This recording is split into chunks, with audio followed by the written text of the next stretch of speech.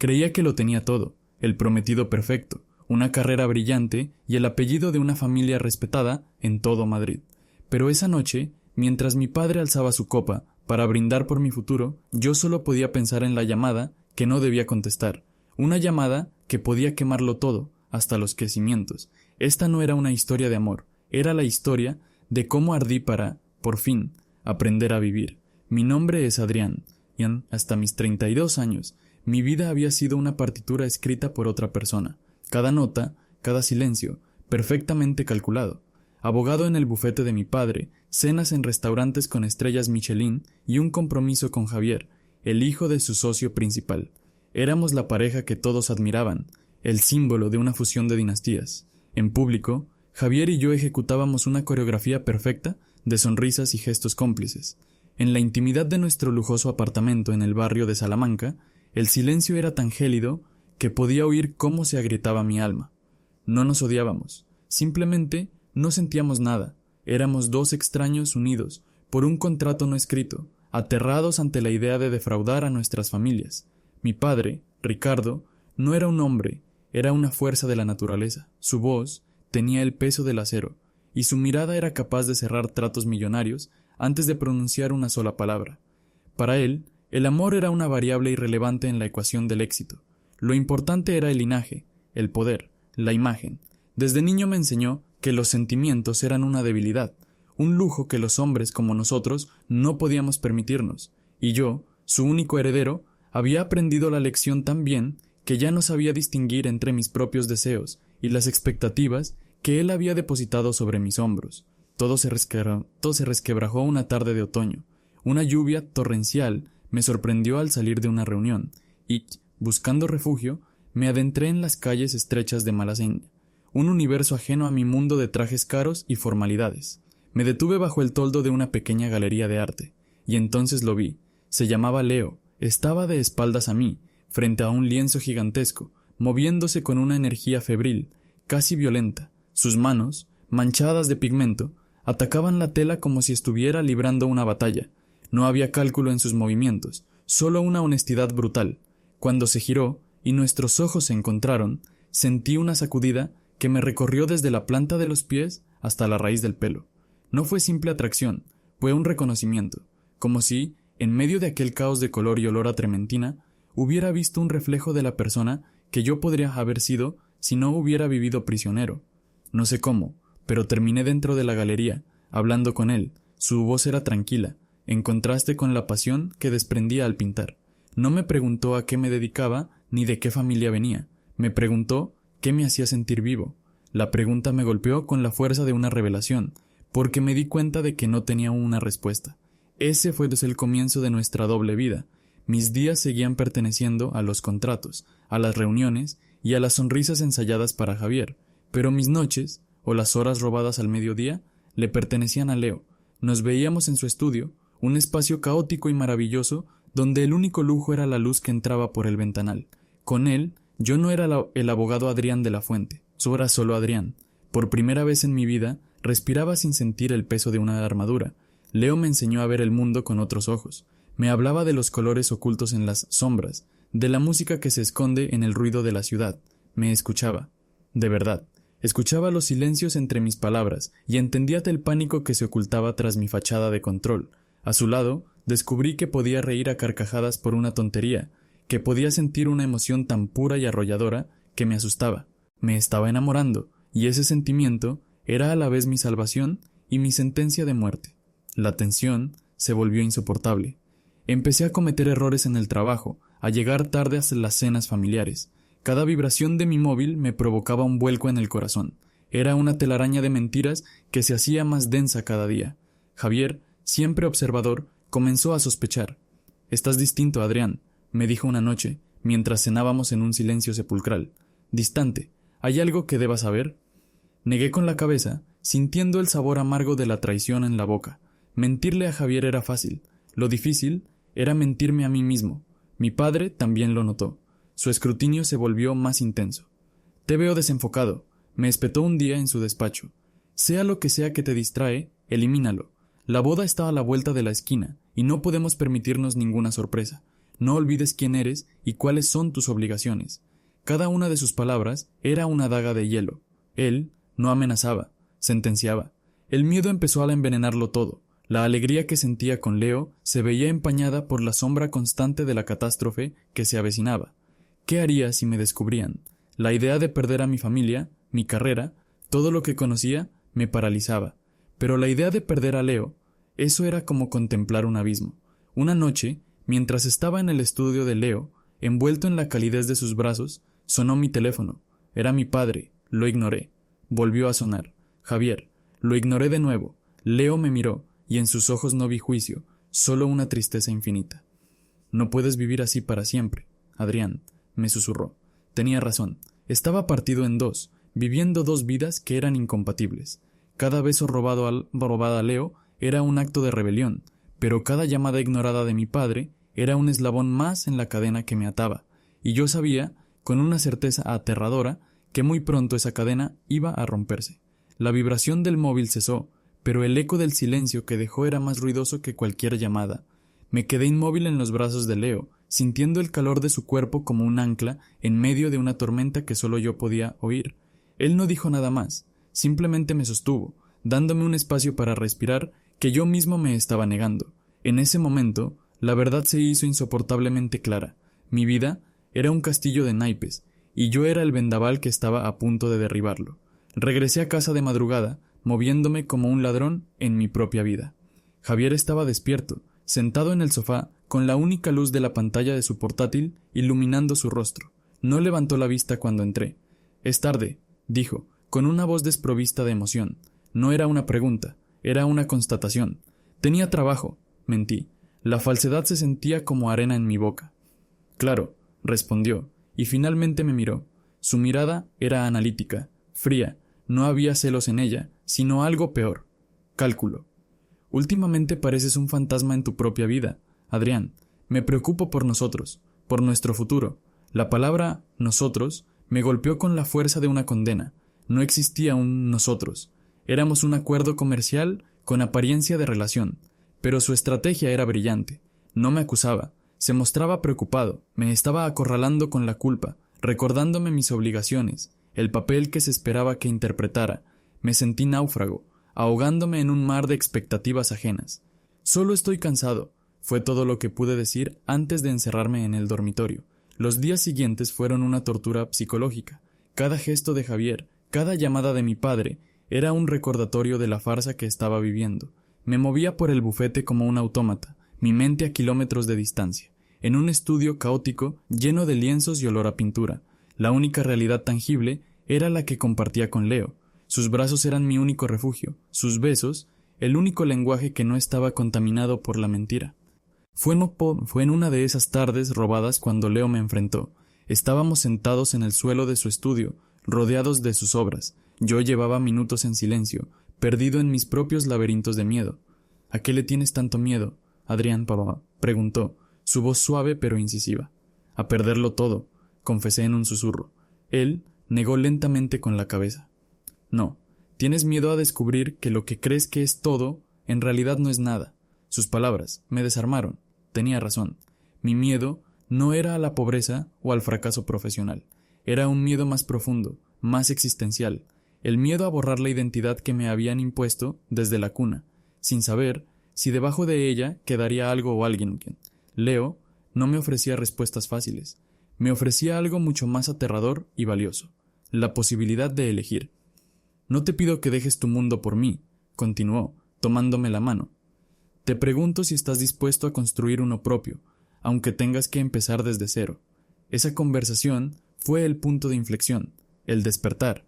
Por primera vez dejé de ver mi situación como una trampa y empecé a verla como una encrucijada. El camino de mi padre era seguro, predecible, pero me costaría el alma. El camino con Leo era un salto al vacío, aterrador, pero era el único donde podía ser yo mismo. Aún no tenía el valor para saltar, pero ya no podía seguir fingiendo que no veía el abismo. La presión de mi padre se intensificó. Me convocó a su despacho, un santuario de poder y caoba oscura donde yo siempre me sentía como un niño a punto de ser juzgado. «La fecha de la boda se ha fijado», anunció, sin mirarme, mientras firmaba unos documentos. «Será en 6 meses. quiero que te centres. Tu rendimiento ha caído. Este apellido no es un regalo, Adrián, es una responsabilidad, y tú la estás descuidando. Su tono era el de un director general, evaluando a un empleado deficiente. No había rastro de afecto paternal, solo la fría lógica del poder. Mencionó las invitaciones, la lista de personalidades que asistirían, el impacto que la unión tendría en la expansión del bufete. Hablaba de mi vida como si fuera una operación bursátil, y en ese momento, mientras lo escuchaba, sentí que algo dentro de mí se rompía definitivamente. No era rabia, era una indiferencia gélida. El hijo que él quería ya estaba muerto. Esa noche, impulsado por una mezcla de desesperación y un desafío incipiente, cometí el error fatal. Estaba en mi coche después de haber visto a Maleo. Me envió un mensaje. Gracias por la hora de verdad que me has regalado hoy. Me haces creer que todo es posible. Y debajo, una foto que nos habíamos hecho en su estudio, una imagen donde yo, por primera vez, sonreía sin reservas, con una felicidad que era casi dolorosa de ver. Leí el mensaje y, en lugar de borrarlo, lo guardé. Me sentí un completo idiota, un adolescente imprudente, pero quería aferrarme a esa prueba de que mi felicidad era real. Llegué a casa y mientras me duchaba, dejé el móvil cargando sobre la mesilla de noche. Un descuido estúpido, un descuido que lo cambió todo. Cuando salí del baño, Javier estaba de pie junto a la cama, sosteniendo mi teléfono. La pantalla iluminaba su rostro, convirtiéndolo en una máscara de impasible frialdad. El tiempo se detuvo. Pude ver la foto en la pantalla, mi sonrisa junto a Leo, una traición flagrante e innegable. Esperé el grito, la explosión, la furia, pero no hubo nada de eso. No me acusó, no me insultó, simplemente levantó la vista del teléfono y me miró. En sus ojos no había dolor ni sorpresa, solo vi el brillo de una victoria silenciosa, la fría satisfacción de quien acaba de encontrar el arma perfecta. En su silencio comprendí que no le importaba la traición sentimental, había descubierto mi debilidad, y ahora sabía exactamente cómo usarla para destruirme, y en ese instante, en el reflejo de sus ojos, vi mi mundo entero ardiendo. El silencio en la habitación era denso, pesado, como el aire antes de una tormenta. Javier bajó el teléfono lentamente, depositándolo en la mesilla con una delicadeza casi quirúrgica. Cada uno de sus movimientos era deliberado, medido, desprovisto de la furia que yo esperaba.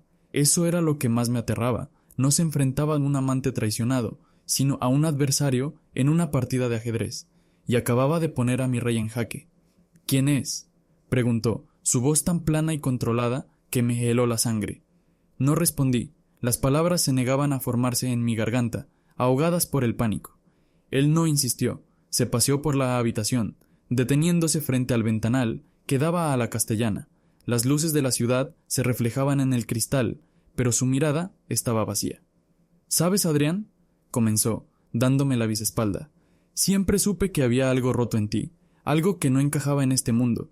Pensé que con el tiempo aprenderías a disimularlo mejor, a enterrarlo, como hacemos todos. Se giró para mirarme, y en su rostro vi una mezcla de desprecio y una extraña forma de compasión, la que se siente por un animal débil que no sabe cómo sobrevivir. Creí que eras más inteligente, continuó, que entendías las reglas. Nuestro matrimonio no se basa en el amor, se basa en algo mucho más sólido, el poder. Es un pacto entre dos familias, un pacto que garantiza tu futuro y el mío. Y tú lo arriesgas todo por... ¿Esto? Hizo un gesto despectivo hacia el teléfono. Por un capricho, por una emoción barata. Sentí una oleada de rabia, una reacción tardía y fútil. «No sabes nada», le espeté.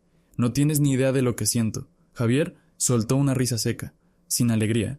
«¿Sentir? Adrián, por favor, los sentimientos son para los poetas y los pobres. Nosotros no tenemos ese lujo, tenemos responsabilidades, y tú estás a punto de incumplir las tuyas de una forma espectacular». Ahí estaba, la amenaza velada. Esperaba que me rogara, que me diera un ultimátum, que me echara de casa, pero sus planes eran mucho más retorcidos. No quería romper nuestro compromiso, quería poseerme. «Esto no tiene por qué salir de esta habitación», dijo, acercándose a mí. Su proximidad era asfixiante. «Puedes seguir con tu pasatiempo, si eres discreto. No me importa lo que hagas en tu tiempo libre, siempre y cuando cumplas con tu deber, conmigo, con nuestras familias». Me estaba ofreciendo una jaula más grande, con una correa más larga. Me estaba ofreciendo la libertad de ser su prisionero a tiempo parcial, mientras mi vida pública le perteneciera por completo. No, respondí. La palabra salió de mi boca antes de que pudiera pensarla. Fue un acto reflejo, una rebelión visceral. Se acabó, Javier. Su expresión cambió. La máscara de calma se resquebrajó, revelando una furia fría y afilada. ¿Se acabó?, repitió, su voz un siseo. No, Adrián, tú no terminas nada. ¿Crees que te voy a permitir que me humilles? ¿Que destruyas mi reputación y la de mi familia por un pintor de brocha gorda? Te equivocas de medio a medio. Me di cuenta de mi error. No estaba lidiando con un corazón roto, sino con un ego herido, y eso era infinitamente más peligroso. Mañana hablaremos con tu padre, sentenció, y él te hará entrar en razón. Se dio la vuelta y salió de la habitación, cerrando la puerta tras de sí. El sonido del cerrojo al girar en la cerradura del apartamento resonó como el de una celda. No me había encerrado físicamente, pero había sellado mi destino. No dormí en toda la noche. Me quedé sentado en el borde de la cama, en una especie de trance, viendo cómo la noche de Madrid daba paso a un amanecer gris y desolador. Por la mañana me vestí como un condenado que se dirige a su propia ejecución. Javier ya estaba listo, su rostro una máscara de seriedad. No cruzamos una sola palabra en el trayecto hasta el bufete. El despacho de mi padre era exactamente como lo recordaba, imponente, silencioso y frío. Él estaba detrás de su enorme escritorio de caoba. Javier se sentó en una de las sillas frente a Tael, asumiendo el papel de víctima afligida. La escena era tan grotesca, tan teatral, que me sentí como un espectador de mi propia destrucción. Javier me lo ha contado todo, dijo mi padre, sin preámbulos. Su voz no contenía ni una pizca de decepción o dolor, solo la gélida eficiencia de un cirujano a punto de extirpar un tumor. Me miró como si yo fuera un problema que necesitaba ser resuelto. Me ha mostrado una foto, continuó, y su mirada se endureció. No me interesa la naturaleza de tu perversión, me interesa el daño que puede causar a esta familia y a esta firma. Has puesto en riesgo décadas de trabajo por una estupidez. Javier intervino, su voz cargada de una falsa magnanimidad. Ricardo, yo estoy dispuesto a perdonarlo. Creo que Adrián está confundido, ha cometido un error. Si está dispuesto a rectificar, a buscar ayuda profesional, podemos superar esto juntos. La traición me golpeó con una fuerza física. No solo me había delatado, sino que ahora me pintaba como un enfermo mental, un desviado que necesitaba ser curado. Estaba destruyendo mi identidad para salvar su propio estatus. Mi padre asintió, aprobando la estrategia de Javier. Te doy una última oportunidad, Adrián, dijo, su voz resonando con una autoridad final e inapelable. Vas a romper cualquier contacto con ese individuo, ahora mismo. Eliminarás su número, sus mensajes, todo. Te casarás con Javier en la fecha prevista, y dedicarás cada minuto de tu vida a demostrar que eres digno de llevar mi apellido. O sales por esa puerta y te olvidas de que alguna vez tuviste un padre, un trabajo o un futuro. Te quedarás sin nada, absolutamente nada. El ultimátum flotó en el aire, pesado como una losa. Esperaban que me derrumbara, que suplicara perdón, que aceptara sus condiciones y volviera a mi jaula. Toda mi vida me había entrenado para ese momento, para elegir siempre el camino de la obediencia. Miré a Juan Javier con su expresión de falso mártir. Miré a mi padre, cuyo rostro era una fortaleza inexpugnable. Y luego pensé en Leo. Pensé en la honestidad de sus manos manchadas de pintura, en la libertad que sentía a su lado, en la persona que empezaba a descubrir que era cuando estaba con él. Y en ese silencio sepulcral, una calma inesperada me invadió. Por primera vez en mi vida no sentí miedo, sentí una claridad absoluta. Podían quitarme el dinero, el trabajo, el apellido, pero no podían quitarme esa pequeña llama de autenticidad que Leo había encendido en mí. Me levanté, mis piernas temblaban, pero mi voz, cuando hablé, fue firme. Me elijo a mí, dije. No hubo más palabras. El rostro de mi padre se contrajo en una mueca de incredulidad y furia. Javier me miró como si estuviera loco. Me di la vuelta y caminé hacia la puerta.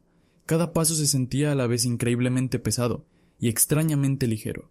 Al cerrar la puerta del despacho tras de mí, supe que no solo estaba dejando una habitación, estaba dejando atrás una vida entera. Había elegido la caída, y mientras caminaba por los pasillos de mármol del bufete por última vez, no sabía si me dirigía hacia la libertad o hacia la aniquilación total.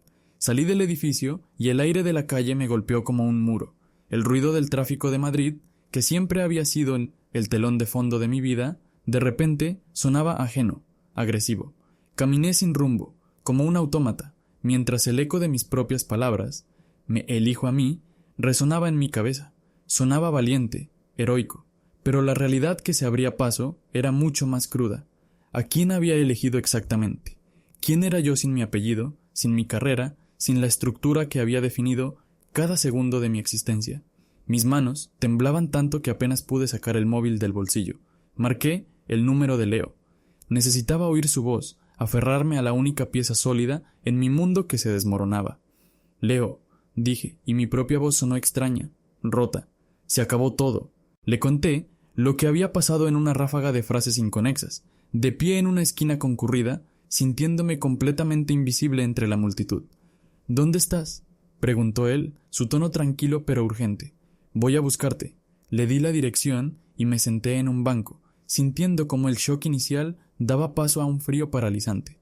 En menos de una hora había pasado de ser Adrián de la Fuente a ser nadie, un hombre de 32 años con un traje caro, que ya no le pertenecía, y una cuenta bancaria que sin duda ya estaría bloqueada. Cuando Leo llegó, no dijo nada. Simplemente me rodeó con sus brazos y me sostuvo mientras yo me rompía. No lloré con lágrimas, sino con un temblor seco y violento que sacudía todo mi cuerpo. Era el colapso de una vida entera. Los primeros días en su estudio fueron un borrón. Pasaba las horas en su viejo sofá, mirando un punto fijo en la pared, mientras él pintaba en silencio a mi alrededor. Su presencia era un consuelo mudo, pero yo era incapaz de conectar. Estaba atrapado en una espiral de vergüenza y culpa. ¿Qué había hecho? Había arrastrado a Leo a mi desastre. Había cambiado una jaula de oro por un abismo, y ahora sentía que lo estaba arrastrando conmigo. Leo intentaba hablarme, me traía comida que yo apenas probaba, me animaba a salir a caminar, pero yo lo apartaba con monosílabos o con un silencio hostil. Adrián, tienes que hablar conmigo, me dijo una noche, su paciencia finalmente agotada. No puedes hundirte así.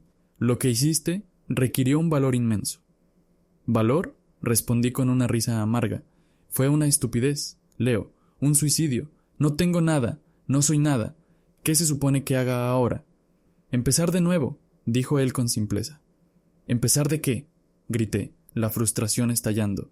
No sé hacer nada más que ser abogado, y ahora mi apellido es veneno en esta ciudad.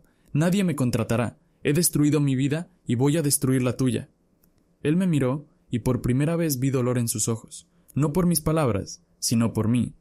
El problema, Adrián, dijo en voz baja, es que sigues pensando que tu vida era ese trabajo y ese apellido, y hasta que no entiendas que eso era solo un disfraz, no podrás empezar a construir nada. Sus palabras, en lugar de consolarme, me enfurecieron. ¿Cómo podía entenderlo él? Él, que siempre había sido libre, que había elegido su camino.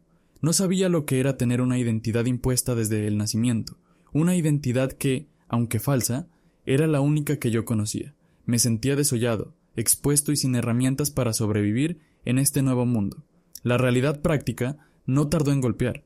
Mi tarjeta de crédito fue rechazada, mis cuentas congeladas. Intenté contactar a algunos amigos, personas con las que había compartido cenas y vacaciones durante años. La mayoría no respondieron a mis llamadas. Unos pocos lo hicieron, solo para darme excusas torpes y desearme suerte, dejando claro que el radio de influencia de mi padre era vasto, y que nadie se arriesgaría para asociarse conmigo. Estaba socialmente muerto, la culpa me consumía. Veía a Leo luchar para pagar el alquiler del estudio, comprando materiales de pintura más baratos, aceptando encargos que odiaba solo para que tuviéramos algo que comer. Yo era una carga, un parásito. El resentimiento empezó a crecer dentro de mí, un veneno que se filtraba en nuestra relación. Empecé a odiar su optimismo, su resiliencia. Me recordaba constantemente mi propia debilidad. Una tarde, mientras él estaba fuera, busqué ofertas de trabajo. La pantalla del portátil se sentía como un tribunal. Mis cualificaciones eran impresionantes, pero inútiles. ¿De qué servía un máster en una escuela de negocios de élite si no podía usar mi propio nombre? Envié decenas de currículums a pequeñas empresas, omitiendo mi apellido, sabiendo que era una mentira que no podría sostener. Nadie respondió. El punto más bajo llegó una noche lluviosa. Estábamos cenando en silencio. La tensión entre nosotros era casi palpable. «He vendido el cuadro grande», dijo Leo, intentando romper el hielo. «El que tanto te gustaba. Con eso tenemos para el alquiler de los próximos 3 meses». En lugar de sentir alivio, sentí una punzada de humillación. Él estaba vendiendo partes de su alma para mantenerme a flote, mientras yo me ahogaba en mi propia autocompasión. No pude soportarlo más. Me levanté, cogí mi chaqueta y salí del estudio sin decir una palabra. Caminé bajo la lluvia, sin importarme mojarme, sin importarme a dónde iba. Terminé en el barrio de Salamanca, frente al edificio donde había vivido con Javier. Las luces de mi antiguo apartamento estaban encendidas. Me imaginé mi vida si hubiera dicho que sí, si hubiera aceptado el trato. Estaría allí, en ese momento, seco, seguro, miserable, pero seguro. Por un instante aterrador, me arrepentí. Deseé poder volver atrás, aceptar la jaula, tragarme mi orgullo y sobrevivir. El dolor de esa duda fue peor que la humillación o el miedo. Era la traición a mí mismo. Me quedé allí, empapado y temblando, hasta que las luces del apartamento se apagaron, y en esa oscuridad algo cambió. No fue una epifanía, ni un momento de claridad heroica. Fue algo mucho más pequeño y frágil. Fue el agotamiento. Estaba cansado de odiarme, cansado de sentirme una víctima, cansado de castigar a Leo por mi propia cobardía. Regresé al estudio empapado. Leo estaba despierto, esperándome. No me preguntó dónde había estado, solo me acercó una toalla. Lo siento, susurré, la voz ahogada. Lo siento por todo. Él no dijo que todo estaría bien, no me ofreció soluciones mágicas, simplemente se sentó a mi lado y esperó. Creo que tienes razón, dije, después de un largo silencio. No sé quién soy sin todo eso, y creo que me aterra descubrirlo. Fue la primera confesión honesta que había hecho en meses. No era una solución, pero era un principio. El principio del verdadero trabajo. La caída había terminado, ahora estaba en el fondo del abismo, y la única dirección posible era hacia arriba. Pero el ascenso sería largo, doloroso, y tendría que hacerlo por mí mismo. El fondo del abismo no era un lugar de revelaciones dramáticas, sino un espacio de un silencio profundo y agotador. Mi confesión a Leo no cambió mágicamente mi situación, pero sí alteró el aire entre nosotros. La tensión se disipó, reemplazada por una frágil tregua con mi propia desesperación. Dejé de luchar contra mi nueva realidad y empecé a observarla. Por primera vez, vi el estudio de Leo no como mi refugio temporal, sino como el punto de partida de algo desconocido. El primer paso fue el más humillante, y a la vez, el más necesario. Dejé de buscar trabajos que se parecieran a mi vida anterior. Entendí que él, Adrián de la Fuente, abogado, estaba muerto y enterrado, así que empecé a buscar trabajo como simplemente Adrián. Cualquier trabajo. Repartí currículums en cafeterías, tiendas, almacenes, recibí docenas de negativas. Mi apariencia, aunque vistiera ropa prestada de Leo, todavía gritaba una vida de privilegios que no encajaba con fregar platos o reponer estanterías. Finalmente, una pequeña librería de viejo en el barrio de las Letras me dio una oportunidad. El dueño, un hombre mayor llamado Mateo, me miró por encima de sus gafas con unos ojos que parecían haberlo visto todo. «No tienes experiencia», dijo, examinando mi currículum simplificado, «pero pareces alguien que necesita un lugar donde esconderse del mundo por un tiempo. Y no hay mejor escondite que entre libros. Empiezas mañana, salario mínimo». No discutí. Sentí una oleada de gratitud tan intensa que casi me ahoga. No era un trabajo, era un salvavidas. Los primeros meses fueron brutalmente difíciles. Mi cuerpo, acostumbrado a las sillas de cuero y al aire acondicionado, protestaba por las largas horas de pie, cargando cajas pesadas y respirando el polvo de siglos. Mi ego, acostumbrado a gestionar millones, se sentía humillado al cobrar una cantidad irrisoria por una jornada agotadora. Más de una vez, al final del día, me encerraba en el baño y luchaba contra las lágrimas de frustración. Para esto había renunciado a todo, pero lentamente algo empezó a cambiar. El trabajo era monótono, pero honesto. Había una satisfacción simple en ordenar los libros, en ayudar a un cliente a encontrar un autor olvidado, en el olor a papel viejo y a historias por descubrir. Mateo, mi jefe, era un hombre de pocas palabras, pero de una gran sabiduría.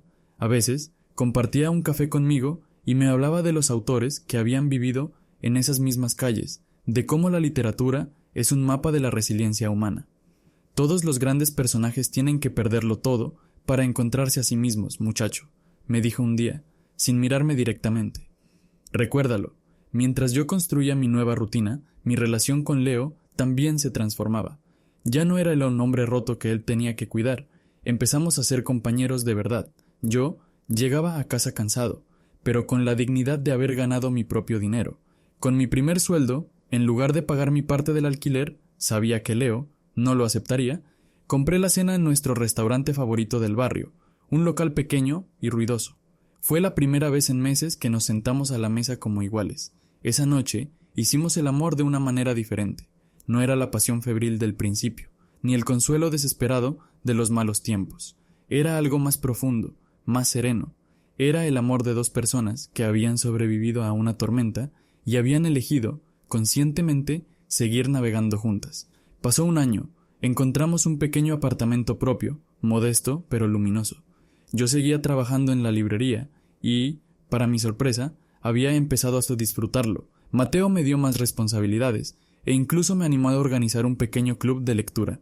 Descubrí que tenía un talento para conectar historias y personas, algo que mi antigua profesión nunca me habría permitido explorar. Leo, liberado de la presión económica, volvió a pintar con una energía renovada. Su arte se volvió más audaz, más luminoso. Estaba preparando su primera exposición individual. Nuestra vida era simple. Los lujos eran un paseo por el retiro al atardecer, cocinar juntos mientras escuchábamos música, las conversaciones que se alargaban hasta la madrugada. No teníamos dinero, pero éramos ricos en algo que el dinero no puede comprar: paz. Ya no sentía el miedo constante de ser descubierto, la tensión de la mentira. Por primera vez en mi vida, mi yo interior y mi yo exterior estaban en sintonía. Un día, mientras estaba en la librería, la puerta se abrió y mi corazón se detuvo. Era mi padre. Se veía exactamente igual, con su traje impecable y su aire de autoridad, pero en el contexto humilde de la librería parecía fuera de lugar, como un personaje de otra época. Se acercó al mostrador, evitando mirar a los otros clientes. «Necesito hablar contigo», dijo. Su voz era un murmullo tenso. Salimos a la calle. El aire frío de invierno me ayudó a mantener la calma. «Javier se casa el mes que viene», soltó, sin rodeos, «con la hija de un empresario naviero. Un buen partido». Asentí, sin saber qué se esperaba que dijera. Él me miró, y por un segundo vi una fisura en su armadura, un atisbo de algo que podría haber sido vulnerabilidad. «Tu madre pregunta por ti». Era una rama de olivo, a su manera, una oferta velada. «Vuelve a casa, compórtate, y quizás podamos olvidar todo esto». Le miré a los ojos, el hombre que me había aterrorizado toda mi vida, y ya no sentí miedo, ni rabia, solo una profunda y tranquila lástima. «Dale recuerdos de mi parte», respondí con calma. «Dile que estoy bien, que soy feliz». La palabra feliz pareció desconcertarlo. Era un concepto que no encajaba en su visión del mundo, un activo que no se podía cuantificar. Se quedó sin palabras, asintió rígidamente, se dio la vuelta y se marchó, subiendo a su coche con chofer que le esperaba. Lo vi alejarse, volviendo a su mundo de poder y soledad. Esa noche se inauguró la exposición de Leo. La pequeña galería estaba abarrotada de gente. Sus cuadros, vibrantes y llenos de vida, cubrían las paredes. En el centro de la sala había una pintura que yo no había visto antes. Era un retrato mío, pero no era el Adrián del traje caro y la mirada vacía. Era un hombre con los ojos llenos de una luz nueva, con una sonrisa pequeña pero genuina. El título de la obra era Renacimiento. Me quedé mirando el cuadro y sentí las lágrimas en mis ojos. Leo se acercó y me tomó la mano. «Ese eres tú», me susurró, «el hombre del que me enamoré». Y en ese momento lo entendí todo. Mi padre y Javier no habían sido castigados con la ruina o el fracaso público. Su castigo era su propia vida, una existencia vacía, gobernada por las apariencias, un invierno perpetuo sin la calidez de una conexión real. Se quedaron en su jaula de oro. Yo, en cambio, al perderlo todo, lo había ganado todo. Había encontrado la libertad, no en la ausencia de reglas, sino en la capacidad de crear las mías. Había encontrado el amor, no como un contrato, sino como un acto diario de elección y construcción. Y, lo más importante, me había encontrado a mí mismo, no en la cima de un imperio corporativo, sino en el silencio de una librería, en el abrazo de un artista, en la simple y extraordinaria verdad de una vida elegida. Ya no era un heredero, era el autor de mi propia historia, y apenas estaba empezando a escribirla.